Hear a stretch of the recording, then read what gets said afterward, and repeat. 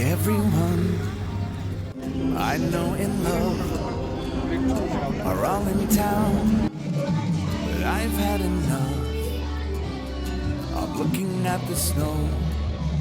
I wish that I could go away this Christmas.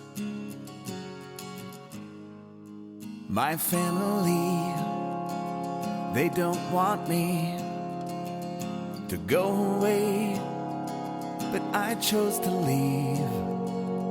I'm staring at the tree. It says that I should be away this Christmas.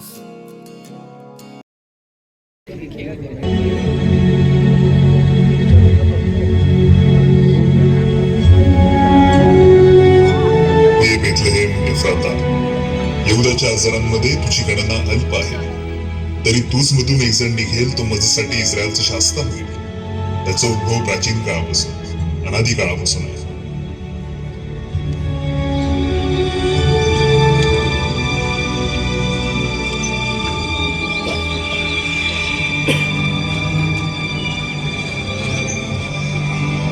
नाझरेत इथे एक तरुणी होती जिचं लग्न योसेफ नावाच्या माणसासोबत ठरलं होतं. तिचं नाव होतं मरिया.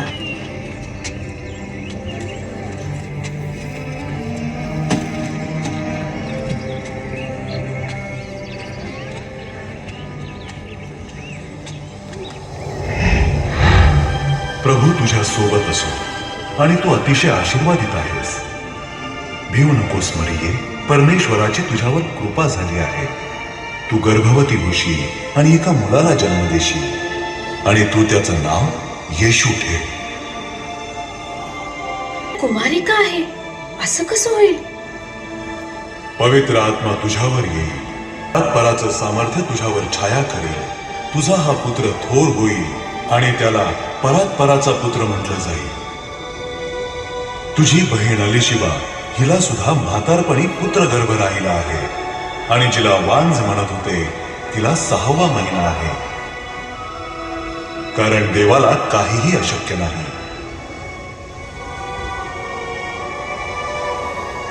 मी तर प्रभूची दासी आहे. तुम्ही म्हटल्याप्रमाणे माझ्यासोबत घडो.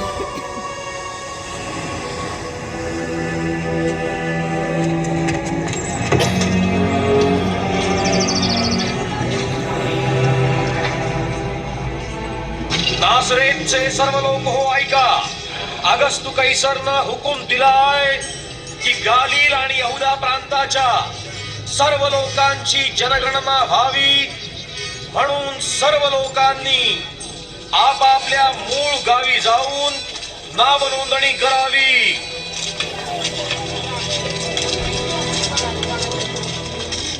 आणि मरिया ही यहुदियातल्या बेथलेहेम गावी आपला वांगनिश्चय झालेल्या योसेफाबरोबर नोंदणी करण्यासाठी गेली, पण त्यांना राहायला कुठेच जागा मिळाली नाही.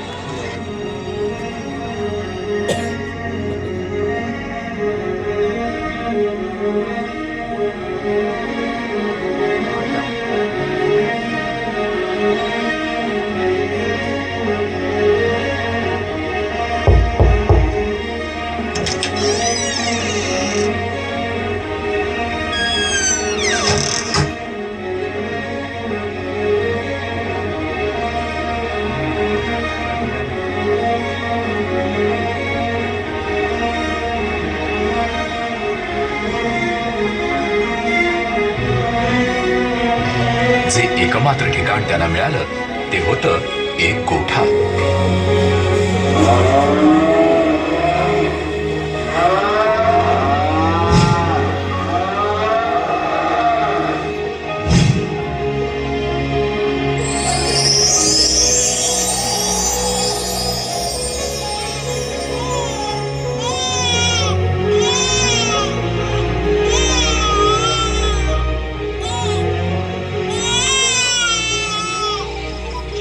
त्याच परिसरात काही मेंढपाळ रात्रीच्या वेळी आपले कळप राखत होते. तेव्हा देवाचा दूत त्यांच्याजवळ उभा राहिला आणि देवाच्या महिम्याचं तेज सभोवती पसरलं.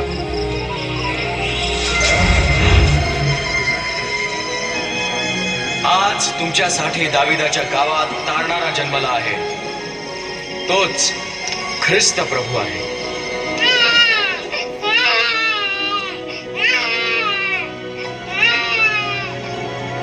मेंढपाळ धावत धावत नवीन जन्मलेल्या गव्हाणीत निजलेल्या बालकाला पाहायला आले. ते जे प्रथम लोक होते ज्यांनी कुमारी मातेद्वारा जन्मलेल्या तारकाचा शुभ संदेश जाहीर केला.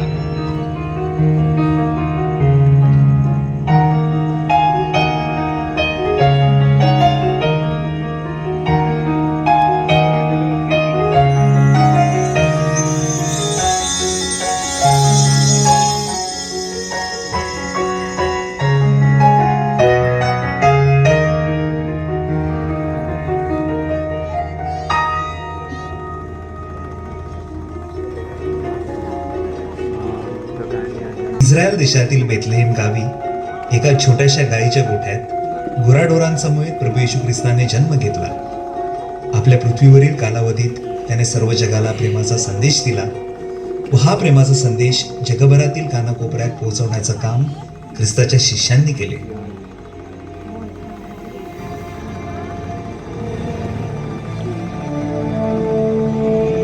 बसीन वसई आपले जन्मगाव, आपली मातृभूमी, आपली कर्तव्यभूमी.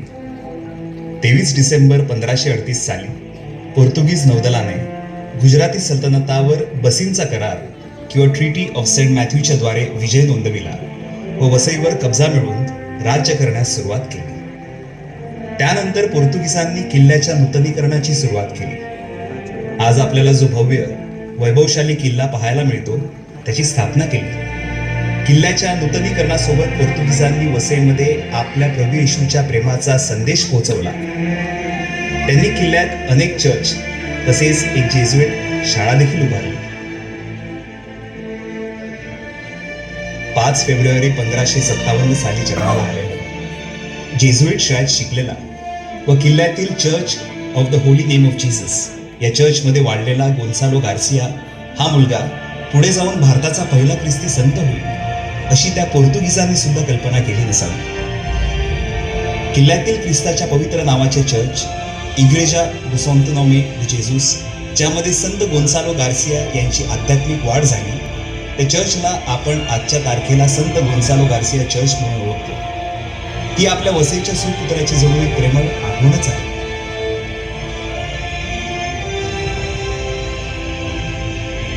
जशी वर्षे सरत गेली तशी वसईतील ख्रिस्ती समाजाची लोकसंख्या वाढत गेली.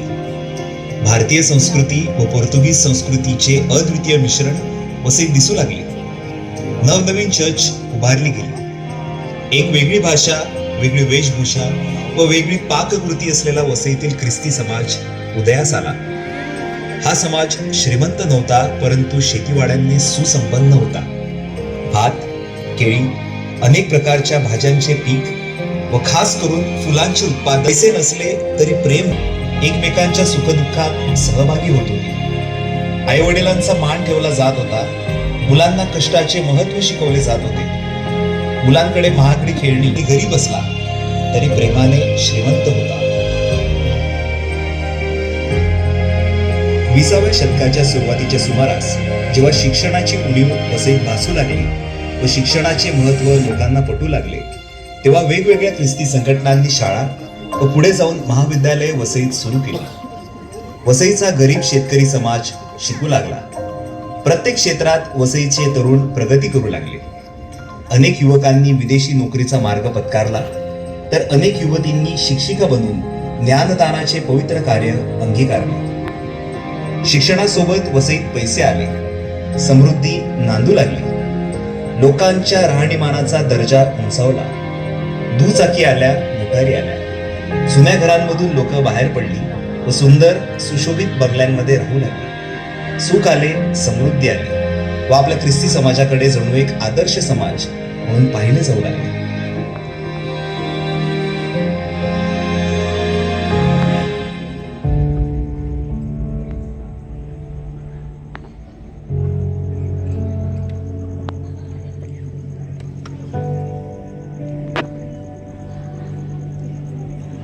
सुखसोयी या सर्व गोष्टी वसईच्या जवळ आल्या, पण त्याच वेळी ख्रिस्त मात्र कुठेतरी हरू लागला.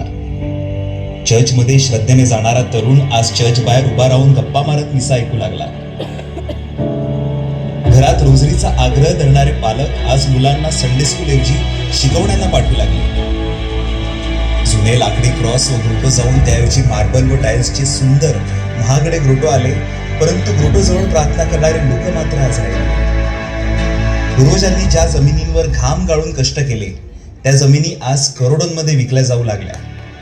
सख्या भावांमध्ये इंचावरून आज मारामाऱ्या होऊ लागल्या व जमीन मिळवण्याकरिता भूजलासाठी आवश्यक असलेली बावकलं पण बुजवली जाऊ लागली. हरित सुंदर वसई आज कॉन्क्रीटचे जंगल बनू लागले, तर किल्ला समुद्र किनारे लव्हर्स पॉइंट म्हणून ओळखल्या जाऊ लागला. वसईला लाभलेल्या सुंदर किनारपट्ट्यांना आज दारूच्या रिकामी बाटल्या सुशोभित करू लागल्या आणि समुद्र किनाऱ्यांवर वाळूपेक्षा जास्त कचरा दिसू लागला.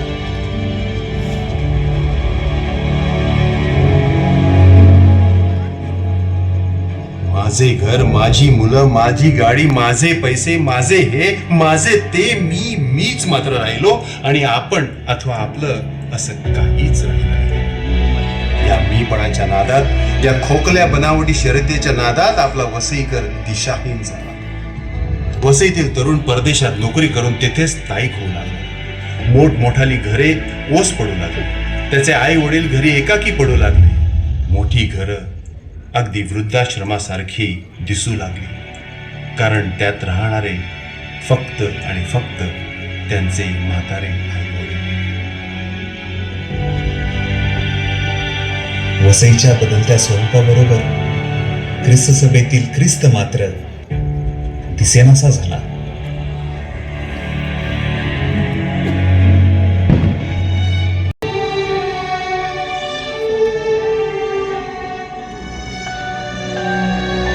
तर नेमकी काय लिहिलेलं आहे आपल्या वसईच्या भविष्यात?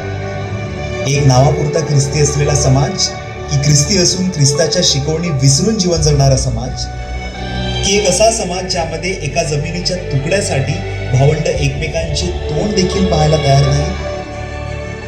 दिवसेंदिवस कमी होत चाललेली हिरवळ, कमी होत चाललेल्या उघड्या जागा व भूजलाचे कमी होत चाललेले प्रमाण, या सर्व गोष्टी आपल्या वसईच्या भविष्याला धोका नाहीत काय?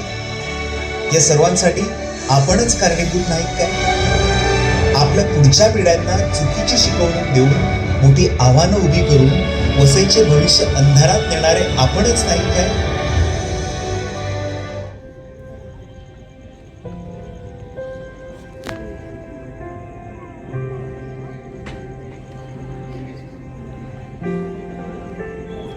वसई आपले सुंदर हरित गाव, सौंदर्याने आशीर्वादित असलेले आपले घर, आपल्या गावाचे, त्याच्या सौंदर्याचे कौतुक करावे तेवढे कमीच. आपल्या वसईला जपण्याची, आपल्या गावाची काळजी घ्यायची जबाबदारी आपल्या प्रत्येकाची आहे. एक जबाबदार रहिवाशी, एक जबाबदार वसईकर बनण्याची आज काळाची गरज आहे. आपल्यातील प्रत्येक व्यक्तीने प्रथम स्वतःला बदलण्याचा जर आज निर्णय घेतला तरच आपण या भविष्यातील आव्हानांवर मात करू शकू.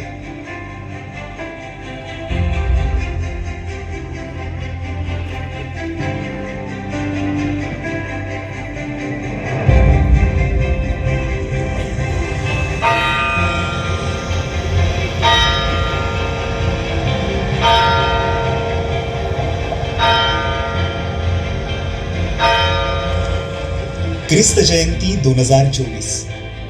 आपल्या बाळ येशूच्या जन्माचा उत्सव आपण साजरा करीत आहोत. 2000 वर्षांपूर्वी झालेल्या ख्रिस्त जन्माने ज्या प्रकारे मानवाचे तारण झाले, त्याचप्रमाणे आपण या ख्रिस्त जयंतीच्या अवसराची संधी साधून आपल्या हृदयात ख्रिस्ताला स्वीकारले. बदलत्या काळाची गरज जाणून ख्रिस्त सभेने अनेक असे उपक्रम हाती घेतले आहेत अथवा हाती घेतलेले उपक्रम अधिक बळकट केले आहेत. विवाहपूर्व मार्गदर्शन शिबिरे, दृढीकरणाच्या मुलांसाठी रिट्रीट्स, नियमित संडे स्कूल वर्ग, करिअर मार्गदर्शन शिबिरे, तेजे प्रार्थना व असे अनेक उपक्रम चर्च नियमितपणे राबवत आहे. संत मदर तेरेसा आपल्याला सांगून गेला की तुम्हाला जर बदल हवा असेल तर आपण प्रथम तो बदल आपल्यात घडून आणावा. जगाला जर आपल्याला बदलायचे असेल तर प्रथम स्वतःला आपण बदलायला हवं. ख्रिस्त जयंतीच्या या सणाचा अवसर साधून वसईच्या व वसईकरांच्या भविष्याची आपण प्रत्येकाने जबाबदारी स्वीकारावी हीच प्रार्थना.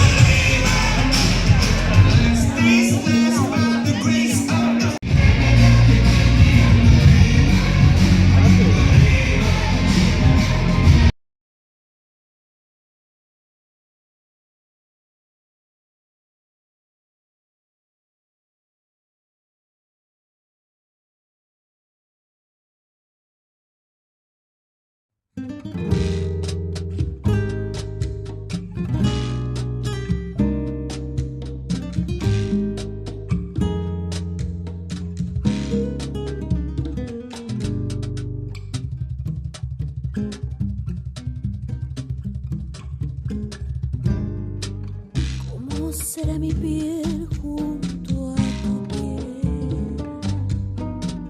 ¿Cómo será mi piel?